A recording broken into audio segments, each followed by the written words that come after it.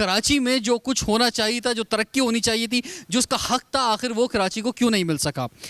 بہت آوازیں اٹھتی رہیں, شور ہوتا رہا, لیکن جیسا کہ پاکستان میں ہوتا ہے کہ ایک نئی خبر آتی ہے تو پھر ہم اس پر لگ جاتے ہیں, اس بریکنگ نیوز کی طرف بڑھ جاتے ہیں, پھر کوئی اور بریکنگ نیوز آتی ہے تو پھر ہم اس طرف چلے جاتے ہیں اور پچھلی چیزوں کو بھول جاتے ہیں. تو کیا کراچی کے لیے جو آوازیں اٹھتی رہیں, کیا وہ آوازیں اب دب گئی ہیں؟ اب کیا میڈیا پر یا سیاسی جماعتوں کی جانب سے دوسرے ایشوز زیادہ امپورٹنٹ ہو گئے ہیں اور ایک وقت تھا کہ صرف کراچی ہی امپورٹنٹ تھا؟ یا آج بھی جب تک یہ مسئلہ حل نہیں ہو جائے گا, جب تک لوگوں کو ان کے بنیادی حق نہیں مل جائے گا, سیاسی جماعتیں خاص طور پہ سول سوسائٹی جو ہے یہ آواز اٹھاتی رہے گی, کیونکہ کراچی کے لوگوں کو ان کا حق ملنا چاہیے. اور یہی آواز جو ہے جماعت اسلامی نے بھی اٹھائی ہے اور ایک تحریک شروع کی ہے باقاعدہ طور پہ, لیکن ہم دیکھ رہے ہیں کہ متواتر جماعت اسلامی جو ہے یہ آواز اٹھاتی رہتی ہے. اسی لیے آج ہم آئے ہیں ادارے نور حق میں بات کرنے کے لیے کہ آگے جماعت اسلامی کس طرح سے کراچی کا مقدمہ جو ہے پیش کرے گی, کیا کچھ چاہتی ہے کراچی کے لیے, یہ ہم ان سے جانیں گے. ہمارے ساتھ موجود ہیں امیر جماعت اسلامی کراچی حافظ نعیم الرحمان صاحب, آپ کو خوش آمدید کہتے ہیں. آپ کے ساتھ موجود ہیں جناب نوید علی بیگ صاحب, آپ ڈپٹی سیکرٹری کراچی بھی ہیں اور ڈائریکٹر فارن افیئرز ہیں جماعت اسلامی کراچی کے, آپ کو خوش آمدید کہتے ہیں. سیف الدین ایڈوکیٹ صاحب, آپ صدر پبلک ایڈ کمیٹی کراچی ہیں, آپ کو بھی خوش آمدید کہتے ہیں. حافظ نعیم الرحمان صاحب, یہ ہم نے دیکھا کہ موٹر وے پنجاب کا ایک واقعہ ہوا اور پھر اس وقت لاسٹ 1 ویک خاص طور پہ جو ہے وہ اس طرف فوکس رہا, اس سے پہلے جو ہے بس کراچی چل رہا تھا. تو یہ جو اس طرح کے واقعات ہوتے ہیں کہ بارشیں ہو گئیں, پانی جمع ہو گیا, آپ چلائے, ہم چلائے یا اور لوگ چلائے, تو اس طرف فوکس ہو گیا, پھر ہم کسی اور طرف چلے گئے, تو کیا اب بھول جائیں کراچی کو ہم؟ بس یہی مسئلہ ہے نا کہ سنجیدگی کے ساتھ کراچی کے اصل مسائل کی طرف توجہ نہیں دی جاتی. جب وقتی طور پر شور مچتا ہے تو ظاہر ہے کہ سب کو کچھ نہ کچھ بات کرنی پڑتی ہے, میڈیا چلا رہا ہوتا ہے, پارٹیز بول رہی ہوتی ہیں, تو اس کے نتیجے میں وہ آ کر کوئی نہ کوئی اعلانات کرتے ہیں جو بھی حکمران ہوتے ہیں, اور اعلانات کے بعد 1-2 دن تک اس پر گفتگو ہوتی ہے اور پھر نیا موضوع شروع ہو جاتا ہے اور اس کے بعد ٹائٹیں فش ہو جاتا ہے. اور یہی وہ چیز تھی جب اس مرتبہ اتنی بارشیں ہوئیں اور بارشوں میں ایکسپوز ہو کر پوری صورتحال سامنے آ گئی, تو ہم نے خاص طور پہ یہ بات کہی تھی کہ بھئی یہ اس کو اس طرح سے نہ لیں. کراچی کا ایشو صرف اتنا نہیں ہے کہ بارشیں ہوئی ہیں اور سڑکیں ٹوٹ گئی ہیں تو آپ سڑکیں بنا دیں اور نالے صاف کر دیں. کراچی کا ایشو جو ہے وہ چند بنیادی جینوئن ایشوز کے ساتھ اس کا تمام انفراسٹرکچر جو ہے وہ منسلک ہے. وہ جینوئن ایشو یہ ہے کہ آغاز یہاں سے ہوگا, اس کی آبادی کتنی ہے, آپ 1.5 کروڑ کہتے ہیں 3 کروڑ کو, تو اس کے نتیجے میں آپ پیکج 3 کروڑ کے لیے دے رہے ہیں کہ 1.5 کروڑ کے لیے دے رہے ہیں. جب آپ کو یہی نہیں پتا تو آپ کیا پیکج دیں گے اور کس طرح اس پر عمل درآمد ہوگا؟ کراچی کا مسئلہ یہ ہے کہ یہاں پر کوئی حکومت ہی نہیں ہے, با اختیار شہری حکومت. یہاں صوبائی حکومت جو ہے وہ کراچی کے تمام اداروں پہ براہ راست جو ہے وہ قبضہ کیے بیٹھی ہے. تو کیسے کام چلے گا جب تک آپ امپاورمنٹ نہیں کریں گے؟ آپ NFC ایوارڈ میں اپنے پیسے مانگتے ہیں, وفاق سے ہم سب ساتھ دیتے ہیں آپ کا, لیکن آپ PFC نہیں کرتے, آپ ڈیولیوشن آف پاور نہیں کرتے. یہ بنیادی مسئلہ ہے. کراچی کا مسئلہ ہے کہ کراچی کے نوجوانوں کو ملازمتیں نہیں ملتی, صوبائی ملازمتیں تو ملتی نہیں ہیں. آپ نے بہت سارے مسائل ہیں, میرے پاس آپ کا یہ ایک پمفلٹ موجود ہے جو آپ 27 ستمبر کو ایک جو حقوق کراچی مارچ کر رہے ہیں شارع قائدین کراچی میں, اور اس میں آپ نے بہت سارے یہ ساری چیزیں جو ہیں یہ مینشن کی ہیں کہ گٹر ابلے ہوئے ہیں, کیچڑ, گندگی, سڑکیں ٹوٹی ہوئی, ٹرانسپورٹ کا نظام, پانی کا ایک بڑا مسئلہ, لوڈ شیڈنگ, بلنگ, اور یہ جو کہ کراچی الیکٹرک کا مسئلہ ہے, DHA سرجانی سے لے کے اورنگی ٹاؤن لانڈی تک جو ہے سب جگہ جو ہے نظام ایکسپوز ہوا ہے. اس کے علاوہ بھی سارے ایشوز آپ نے اٹھائے ہیں, یہ جو بااختیار شہری حکومت ہو یا مردم شماری کی بات ہو یا کوٹا سسٹم کی بات ہو.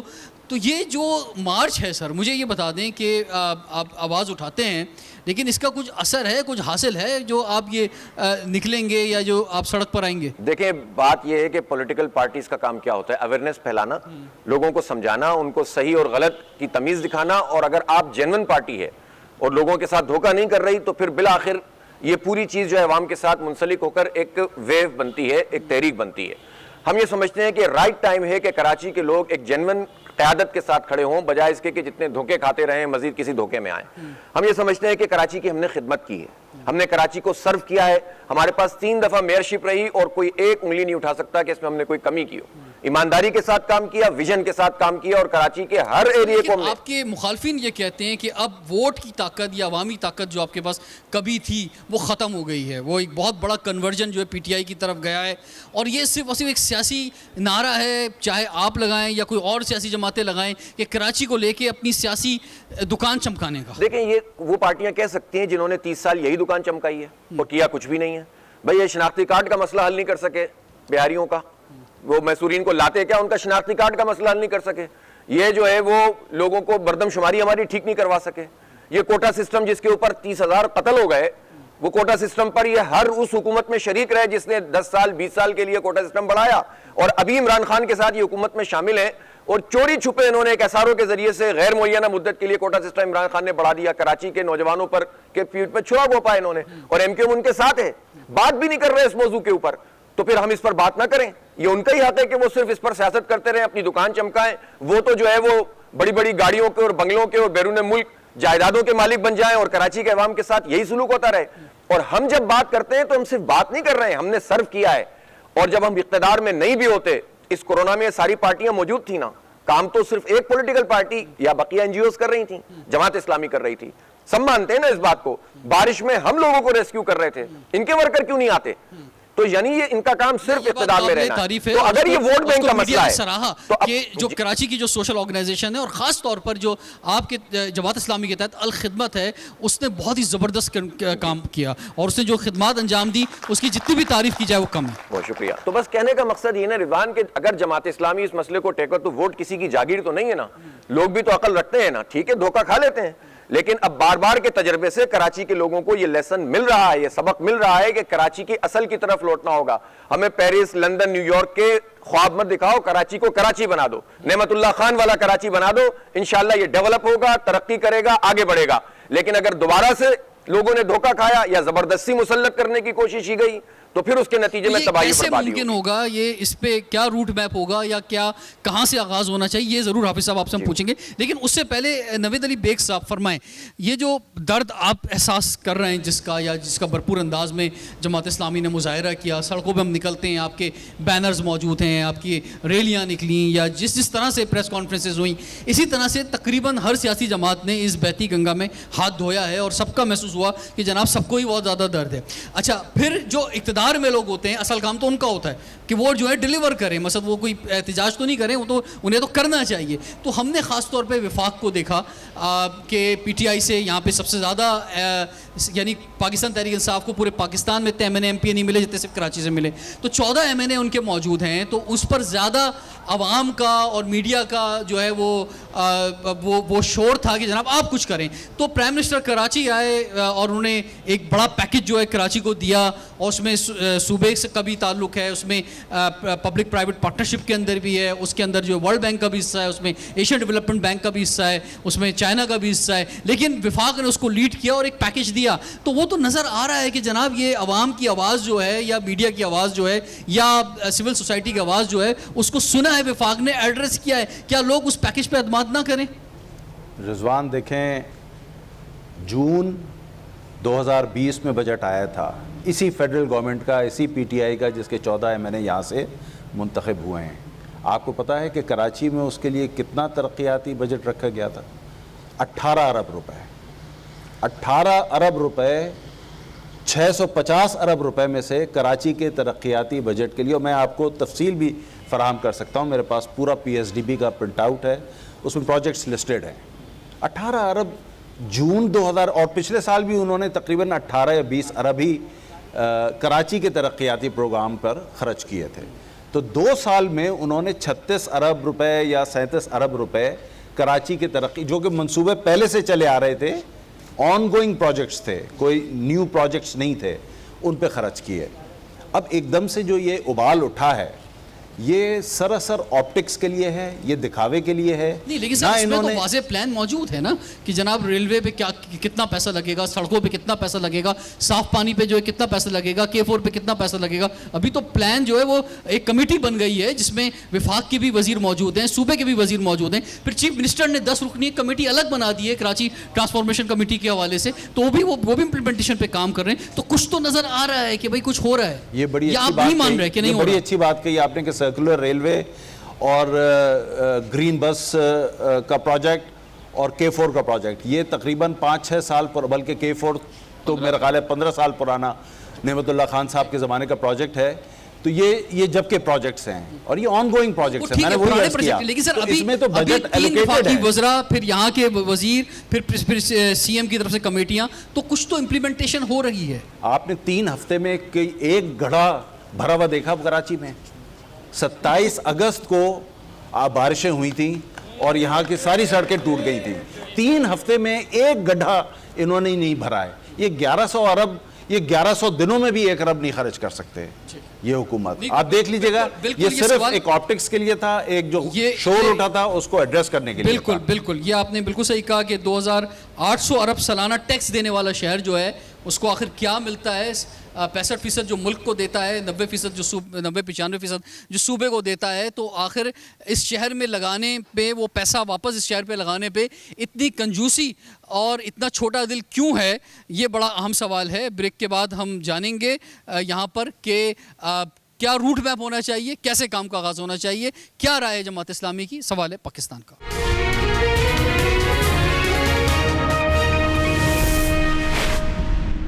What's Creamy Delights के creamy scoops के हवाले कर दी सिर्फ सियासी नाराजगी की वजह से, लेकिन उससे कराची वालों की किस्मत फूट गई। अगर उस रोड मैप पर अमल होता तो आज कराची में ये मसाइल ना होने के बराबर होते। ये आपका मौक़िफ़ है सर, लेकिन मतलब दूसरी तरफ दूसरी बात भी की जाती है कि उसके बाद का जो दौर था वो भी बहुत बेहतरीन रहा, और आपको जो दौर मिला वो किसी के इलेक्शन में ना हिस्सा लेने की वजह से या से मिला, वरना शायद आपको जो है वो कराची की मेयरशिप नहीं मिल सकती थी। देखिए, इसमें ये तो बड़ा एक अजीब सा सवाल है। असल में यहाँ तो जिसको भी जो कुछ मिलता है वो किसी के करने पर मिल रहा होता है, तो वो हमको भी यही समझ रहे हैं कि हमें भी ये दौर इसलिए मिला था कि किसी ने कुछ किया था, क्योंकि बाकी सारे लोग इसी तरीके से ले रहे होते हैं। और मुस्तफ़ा कमाल साहब का जो दौर था, ये जो इनकी आपस की लड़ाई हुई है ना, उसमें इशरतुल इबाद साहब ने, मेयर वसीम अख्तर साहब ने और फारूक सत्तार साहब ने खुद अपने ज़बान से इस बात का एतराफ़ किया, खुले बंदों एतराफ़ किया टीवी पर बैठ के, कि सारा काम नेमतुल्लाह खान साहब को शुरू किया हुआ था, जिस पर मुस्तफ़ा कमाल साहब अपनी प्लेटें लगाते रहे और क्या करते रहे कि बजट में जो चीज़ 40 करोड़ की थी उसको माशाल्लाह उन्होंने बढ़ाकर 80 करोड़ का कर दिया। मेरे ख्याल से आगे की जानिब हमें बढ़ना चाहिए, पीछे देखने के बजाय। तो हम कुछ यहाँ जो लोग मौजूद हैं इनसे भी जानना चाहेंगे कि क्या इनके पास कोई हल मौजूद है कराची के लिए। जी सनाबे वाला, फरमाइए। सर, सबसे पहले तो मैं शुक्रिया अदा करता हूँ रिजवान साहब आपका। मेरी रिहाइश मेट्रोविल साइट में है और मेरा घर भी उधर ही है। मुझे सबसे बड़ी शिकायत कई से ये हुई कि मेरे घर की बिजली ख़राब हुई 23 फरवरी को, और 23 फरवरी को जो है ना मेरे कंप्लेन उन्होंने 8 पे कराई, और उसके बाद गाड़ी आई, उन्होंने मेरे घर का मीटर कहा ख़राब है और डायरेक्ट सप्लाई करके इलेक्ट्रिसिटी मेरी घर की बहाल की। 5 महीने तक मुझे जो है ना KE ने मीटर नहीं लगवाया। 5 महीने के बाद फिर मुझे कुंडे का बिल 37,000 रुपये भेज दिया कि ये ले जी कुंडे का बिल है। उसकी वेरिफिकेशन के लिए जब मैं गया उधर तो उन्होंने वैसे तो सिस्टम से निकाला, मैंने उनको टिकट नंबर बताया, टोकन नंबर बताया, इवन मैंने इसको जो है उनको बताया। आप क्या चाहते हैं? सर, सबसे पहले ये है कि मैंने वफाकी मुतस्वी आला के पास भी दरख्वास्त की, उसके बाद अभी पूरा एक नोटिस उन्होंने फाइनल नोटिस करके भेज दिया। अदालत में केस पड़ा है, उसका जो ना वहाँ फैसला हो चुका है, उसकी अप्रूवल के लिए इस्लामाबाद में वफाकी मुतस्वी आला के पास किया, और इतने में इन्होंने इस ड्यूरेशन के अंदर जनाब मुझे एक इतना बड़ा नोटिस भेज दिया और 46,000 का बिल भेज दिया। साथ में मुझे कहने लगे तुम 7 लाख भी दोगे, 36 जेल भी होगी तुम्हें, सारी कैदे मेरी है। अगर मैं अपने डॉक्यूमेंट बताऊँ, मैं आपको रिजवान साहब को आपको देना चाहता हूं, सबकी वेरिफिकेशन कराएं। एक रिहायशी हूं, इतना जुल्म, सरकारी रिटायर अफसर हूं। ठीक है, अच्छा, इसमें हाफिज़ नईम रहमान साहब ज़रा ये भी बात करते चलें, और आपने कराची इलेक्ट्रिक के ख़िलाफ़ बड़े मुजाहरे किए और बहुत आवाज़ उठाई, लेकिन अवाम ये भी कहती है, या ये कह लें कि आपके मुखालफिन ये कहते हैं कि उसका कोई रिज़ल्ट निकला नहीं। देखिए रिजवान, हम क्या कर सकते हैं? हमारे पास इख्तियार है, हमारे पास इक़्तिदार है। वफाकी हुकूमत बराह रास्त जिम्मेदार है कि इलेक्ट्रिक की, इसलिए कि सोवेरेन गारंटी उनकी है। ये 2005 में हमारी कराची का एक इदारा था जो MQM और मुशर्रफ साहब ने बेचा था, ये तो हकीकत है ना, इस पर तो कोई डिनाई नहीं कर सकता। और उसके दोबारा शेयर्स तब्दील कर दिए गए थे ताज़ा दम कंपनियों को, कुछ नए लोग मिलाकर 2009 में। उस वक्त MQM पीपल्स पार्टी के साथ थी, शहर की कंपनी थी। 16 अरब रुपए खंभों की कीमत के बराबर इन्होंने बेच दिया हमारे इदारे को, और ये बहाना बनाया था कि यहाँ सर्विस ठीक नहीं है, फला नहीं है, फला। 15 साल में हम जलील ख्वार हो गए ना। कितने लोग हैं इस तरह के जिनके साथ 3-3, 4-4 लाख के बेचारे 80 गज के और 60 गज के मकान के लोग आते हैं, फिर हम नेपरा में जाते हैं, ये करते हैं, कुछ ना कुछ रिलीफ अल्हम्दुलिल्लाह मिल जाता है लोगों को। हमारी तहरीक ये है कि अब इसको विफाकी जो है कौमी तहवील में लेकर फिर इसकी ट्रांसपेरेंसी के साथ मामलात को आगे बढ़ाया जाए।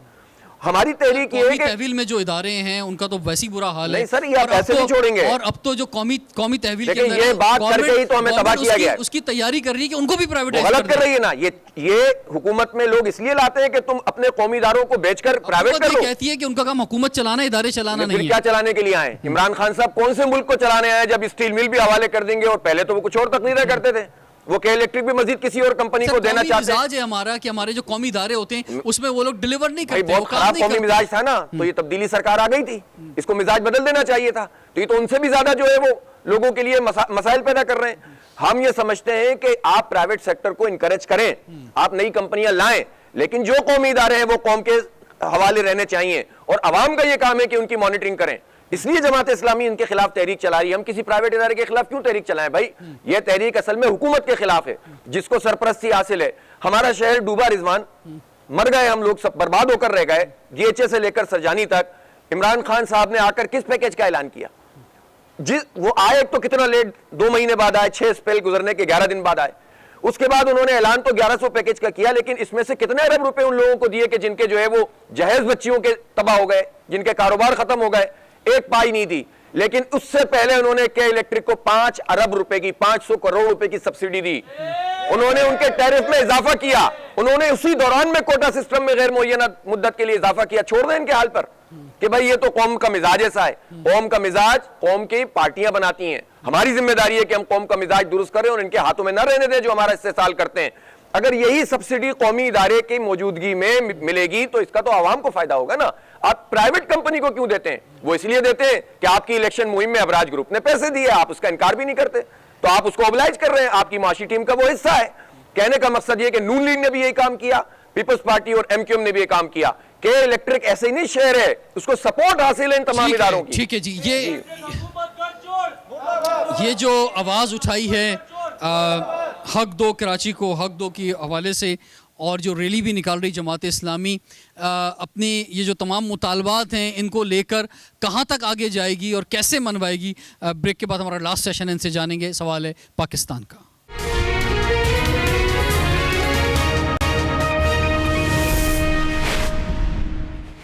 Welcome back. सवाल है पाकिस्तान का, इसीलिए आज हमें इदारे नूर हक कराची में जमात इस्लामी के साथ स्पेशल शो लेकर हाजिर हैं। नवेद अली बेग साहब फरमाइए कि इस वक्त जो मुल्क को मसाइल दरपेश हैं, वैसे तो ख़ासतौर पर फाइनेंशियल जो इश्यूज़ हैं, और ये हमेशा से ही हैं क्योंकि मुसलसल हम कर्ज़ ले रहे हैं और फिर हुकूमत चला रहे हैं।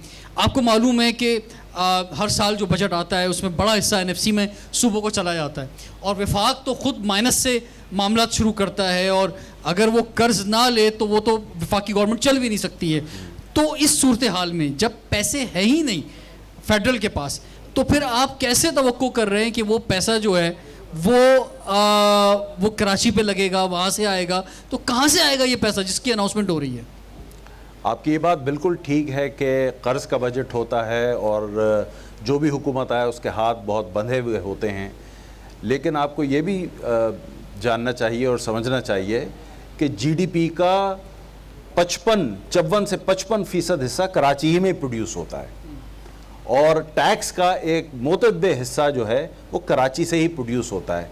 तो भाई जहाँ से ये चीज़ प्रोड्यूस हो रही है, जहाँ से आप रेवेन्यू कलेक्ट कर रहे हैं अपना, वहाँ थोड़ा सा तो यार इंसाफ तो करके कुछ तो लगा दो। वो तो एक नेशनल पोल में चला जाता है ना, चाहे वो आप कहीं से भी बिजली पैदा हो रही हो, कहीं से भी गैस पैदा हो रही हो, कहीं से भी टैक्स जनरेट हो रहा हो, और उसके बाद आबादी की बुनियाद पर NFC के जरिए वो डिस्ट्रीब्यूट होता है। तो वो तो वफाक अपना काम कर देता है, उसके बाद तो वफाक का अपनी हुकूमत चलाने के लिए उसे कर्जा लेना पड़ता है। तो वो कराची को कहाँ से दे मुझे बताएं, और वो तो उसी फिर फार्मूले पे जाता है जो आज वो वर्ल्ड बैंक के पास गया है, एशियन डेवलपमेंट बैंक के पास गया है, पब्लिक प्राइवेट पार्टनरशिप के पास गया है, या उसने सूबे को जोर दिया है कि अपने NFC के बजट में मैक्सिमम तुम जो है वो इस तरह से यहाँ शहर पे लगाओ। 160 अरब रुपए की ऑरेंज ट्रेन लाहौर में बन जाती है और यहाँ 18 अरब रुपए, मतलब ये 18 अरब रुपए भी पूरे नहीं लग रहे हैं। जो हाल ग्रीन बस یہاں کوئی ماس ٹرانزٹ کا پروجیکٹ اس وقت ایگزسٹ نہیں کرتا. پانی ہمارے یہاں 40 سے 50% ٹوٹل ہماری کنزمپشن کا جو ہے وہ ہمیں دیا جاتا ہے. بجلی پوری نہیں ہے, مطلب گیس کی اب لوڈ شیڈنگ ابھی سے شروع ہو گئی ہے. تو مطلب یہ ہے کہ آپ 100% نہیں تو 90%, 90% نہیں تو 80%, کہیں نہ کہیں تو آپ انصاف کریں, عدل کریں, اور اس مرغی کو کہ جو کہ انڈے دے رہی ہے اس کا پیٹ چاک کرنے کی کوشش نہ کریں, اس لیے کہ پھر اس کے بعد جو ریونیو جنریٹ ہوتا ہے وہ ریونیو جنریٹ ہونا بھی بند ہو جائے گا آپ کا.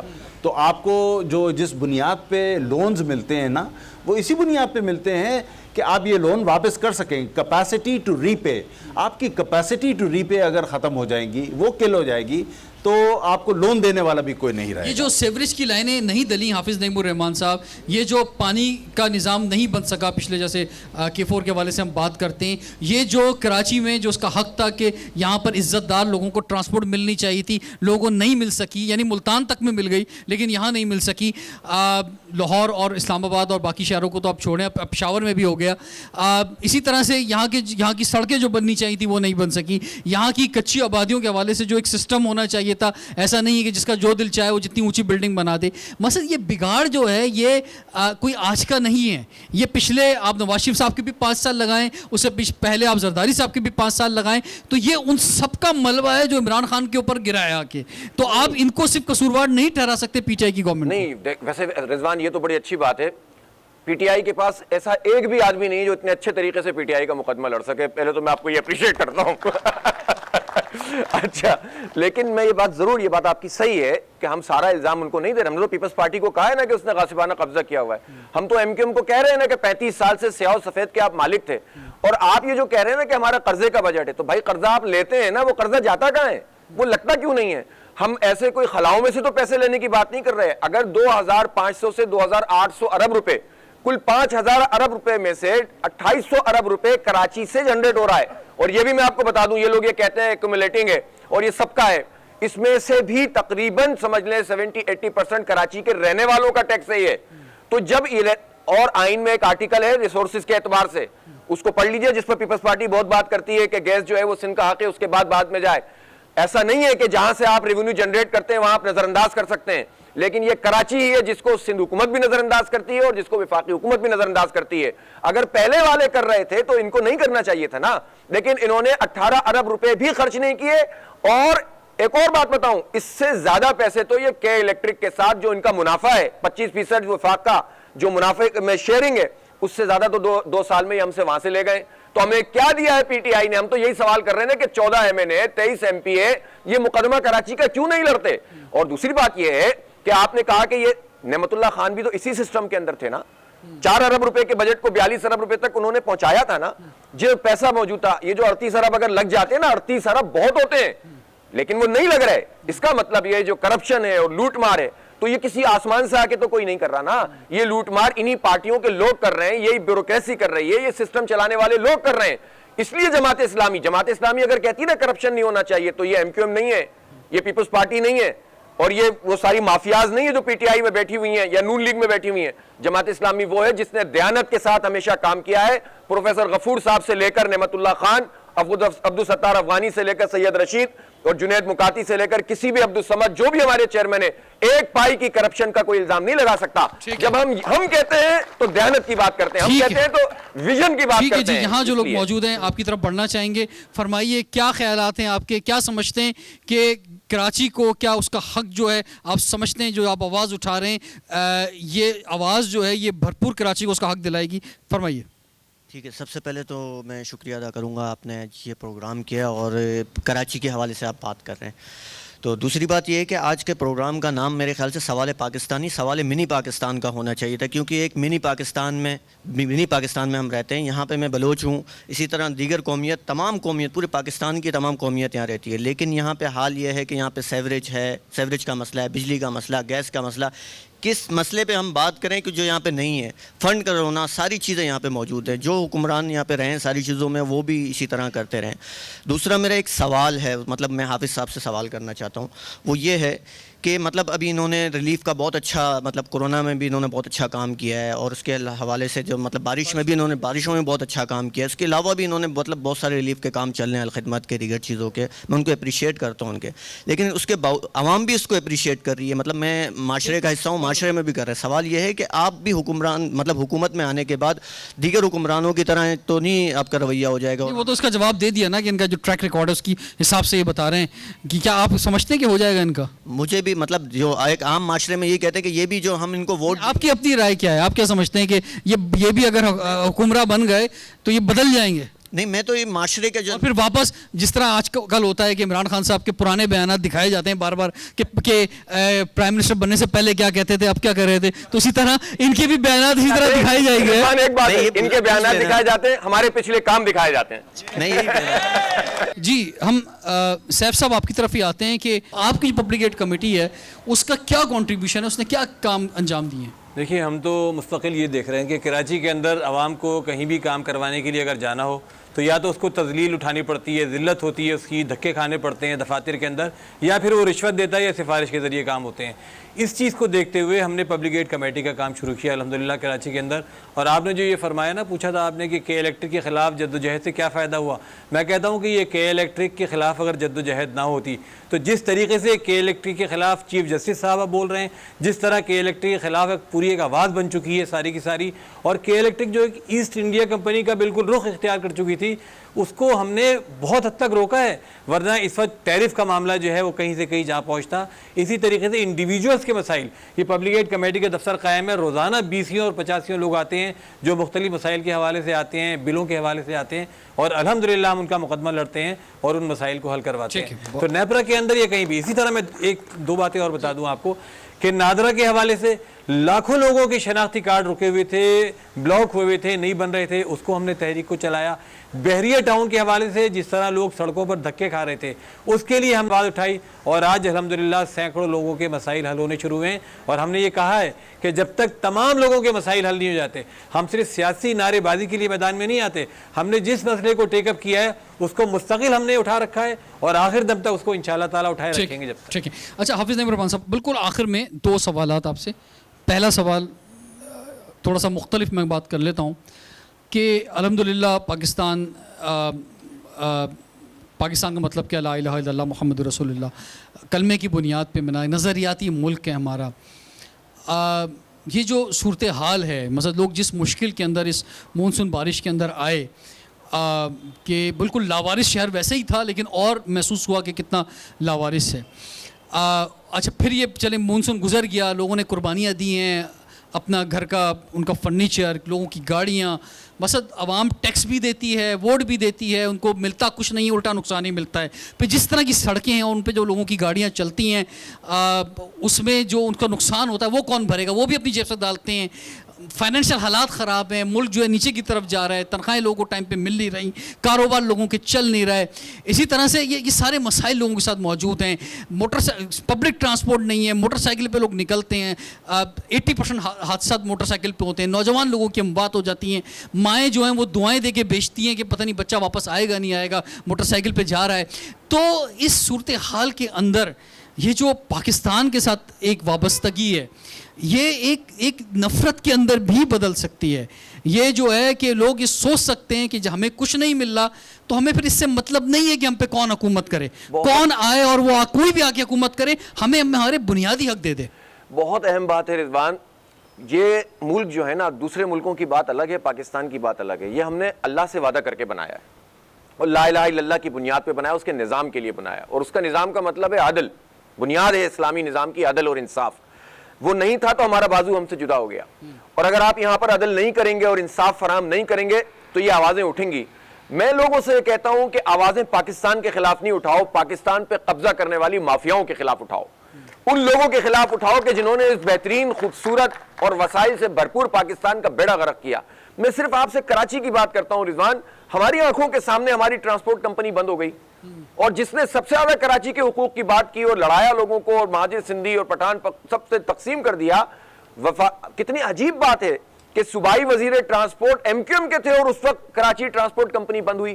क्या आपने नहीं देखा कि यहां पर सर्कुलर रेलवे चलती थी और इन्हीं दिनों में वो बंद हुई है? कि जब आपने उसकी बुनियाद के ऊपर पूरे, और मैंडेट की कोई इंतहा होती है जो उनको मिला था। तो जब तक आप इन सब चीजों का तज्जिया नहीं करेंगे कि हमारे साथ किस किस ने क्या क्या किया है, और आप हकाइक का जायजा नहीं लेंगे, और असल बात यही है रिजवान के असल कलमा है हमारी बुनियाद, इस जड़ बुनियाद से हमें जुड़ना होगा, इंफरादी हैसियत में भी, इज्तिमाई हैसियत में भी, निजाम की हैसियत में। ला इलाहा इल्लल्लाह सिर्फ जो है वो इसमें जुज़दानों के अंदर लपेटने के लिए नहीं है कुरान, ये इसलिए है कि इसकी हुक्मरानी हो, और इसकी हुक्मरानी के लिए हम सबको मिलजुल कर काम करना पड़ेगा। हम अपने शहर में रहते हैं, अदलो इंसाफ के निजाम की क़याम की जिद्दोजहद करें, नाइंसाफी के खिलाफ आवाज उठाएं, सच के मुताबिक जो है वो अपनी राय कायम करें। मैं कराची के शहरियों से कहता हूं, मैं नहीं कहता आप जमात इस्लामी पर इसलिए आ जाएं कि हम एक पॉलिटिकल पार्टी हैं। आप 10 पार्टियों का तज्जिया करें और 70 साल का तज्जिया करें। अगर आपको जमात इस्लामी दयानतदार मिलती है, अमानतदार मिलती है, बासलाहियत मिलती है, नेमतुल्लाह खान अकेले कोई नहीं थे अगर Jamaat Islami grass root level पर ना होती, अब्दुल सत्तार अफगानी कुछ नहीं थे। तो जिस तरह ग्रास रूट लेवल की एक ऑर्गेनाइजेशन इस वक्त मौजूद है, तो उनके मसले का हल कल भी जमात इस्लामी थी, आज भी जमात इस्लामी है। यहां से आगाज करें, मुल्क बदल जाएगा। एक सवाल आया भी यहाँ से कि आप हकूक़ कराची तहरीक की बात कर रहे हैं, लेकिन पूरे सिंध का ये हाल है, मुल्क का ये हाल है। तो ये कराची का नारा जो आपने दिया है, ये सिर्फ एक सियासी नारा है, वोट के लिए नारा है, चलें जो भी है, आवाज़ है अवाम के लिए, लेकिन ये जो है ये एक, क्या आप समझ रहे हैं कि यह आवाम को जो लोग देख रहे हैं, वेरी क्विक मेरा लास्ट क्वेश्चन है, क्या समझते हैं कि ये प्रैक्टिकल हो सकेगा? क्योंकि बहुत सारी उम्मीदें दिखाई गई बहुत सी सियासी जमातों की जानिब से, लेकिन आवाम का हाल आज भी वही है। देखो ये बहुत अहम बात है। देखो बात ये है, हम बिल्कुल यहाँ पर लिसानी तकसीम नहीं पैदा करना चाहते। किसी का ख्वाब हो सकता है कि तकसीम पैदा और हमारी दुकान लगे, जमात इस्लामी इस पर यकीन नहीं रखती। हम पूरे सिंध, पूरे पाकिस्तान की भलाई चाहते हैं। हम तो कहते हैं लाड़काना को भी इख्तियार दो, जैकबाबाद को भी इख्तियार दो, और हैदराबाद और कराची को, और नवाबशाह और मीरपुर खास, और इसी तरह से जो है वो सिंध के तमाम छोटे बड़े शहरों को इख्तियार दो। आप जो पैसे मिलते हैं वो नीचे तक मुंतकिल करो, और आप सिंधियों को हक दो, महाजरों को भी हक दो, पख्तूनों और बलोच, पंजाबी और सराइकियों, कश्मीरी और हजारेवाल सबको हक दो। बल्कि यहाँ पर माइनॉरिटीज रहते हैं, उनका भी एक हक है, जाहिर है वो शहरी है, उनको भी हक दो। तो हम जब कराची की बात करते हैं, हम कराची की जमात इस्लामी है ना, तो अपने शहर के लिए बात करेंगे। जो नाइंसाफी होगी उस पर बात करेंगे कि अगर हमारे नौजवानों को मुलाजिमतें नहीं मिलती तो हम उसके लिए आवाज उठाएंगे ना। हम नहीं कहते आप किसी सिंधी का हक मारें, किसी पंजाबी का हक मारें, लेकिन हम कहते हैं कि अगर महाजिर का हक है तो महाजिर को मिलना चाहिए। कराची में रहने वाली किसी भी जुबान बोलने वाले का हक है। कराची में लाखों सिंधी रहते हैं, लाखों मिलियंस में पख्तून रहते हैं, पंजाबी रहते हैं, बलोच रहते हैं, महाजिर रहते हैं। ये सबका शहर है भाई। इसको तकसीम करके जिन लोगों ने सियासत की है, बर्बाद किया है। हम तकसीम नहीं होने देना चाहते, लेकिन हम अपने शहर के हक की बात करेंगे इंशाअल्लाह ताला। ठीक है जी, बहुत बहुत शुक्रिया जमात इस्लामी कराची का। आज इदारे नूर हक में हमने आपकी खिदमत में एक स्पेशल शो पेश किया। रिजवान जाफर को इजाज़त दीजिए। सवाल है पाकिस्तान का।